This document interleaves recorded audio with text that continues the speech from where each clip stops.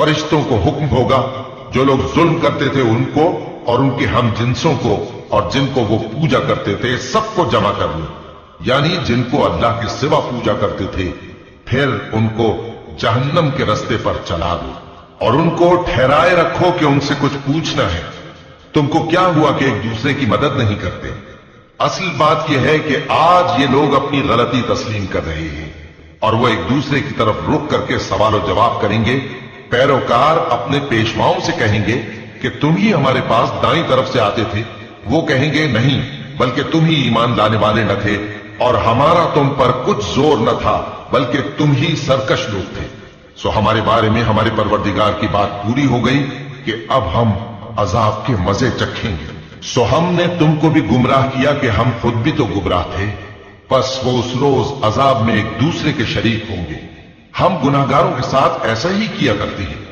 उनका यह हाल था कि जब इनसे कहा जाता था कि अल्लाह के सिवा कोई माबूद नहीं, तो तकब्बुर करते थे और कहते थे कि भला हम एक दीवाने शायर के कहने से कहीं अपने माबूदों को छोड़ देने वाले हैं? नहीं, बल्कि यही हक लेकर आए हैं और पहले के पैगंबरों को सच्चा कहते हैं। बेशक तुम तकलीफ देने वाले अजाब का मजा चखने वाले हो और तुमको बदला वैसा ही मिलेगा जैसे तुम काम करते थे। मगर जो अल्लाह के चुने हुए बंदे हैं यही लोग हैं जिनके लिए रोजी मुकर्रर है, यानी मेवे, और उनका एजाज और इकराम किया जाएगा। नेमत के बागों में एक दूसरे के सामने तख्तों पर बैठे होंगे। शराब लतीफ के जाम का उनमें दौर चल रहा होगा जो रंग की सफेद और पीने वालों के लिए सरासर लज्जत होगी। न उससे दर्द सर हो और न वो उससे बहके। और उनके पास हूरें होंगी जो निगाहें नीची रखती होंगी और आंखें बड़ी बड़ी, गोया वो गर्दो गुबार से महफूज अंडे हो। फिर वो एक दूसरे की तरफ रुक करके सवाल जवाब करेंगे। एक कहने वाला उनमें से कहेगा कि मेरा एक साथी था जो कहता था कि भला तुम भी ऐसी बातों की तस्दीक करने वालों में हो? भला जब हम मर गए और मिट्टी और हड्डियां हो गए तो क्या हमको बदला मिलेगा? अल्लाह कहेगा कि भला तुम उसे झांक कर देखना चाहते हो? फिर वो झांकेगा तो उसको बीच दोजख में देखेगा। कहेगा कि अल्लाह की कसम, तू तो मुझे भी हलाक करने लगा था और अगर मेरे परवरदिगार की मेहरबानी ना होती तो मैं भी उन्हीं में होता जो अजाब में हाजिर किए गए हैं। तो क्या वाकई अब हम मरने वाले नहीं? हां, जो पहली बार मरना था सो मर चुके और हमें अजाब भी नहीं होने का। बेशक यही तो बड़ी कामयाबी है।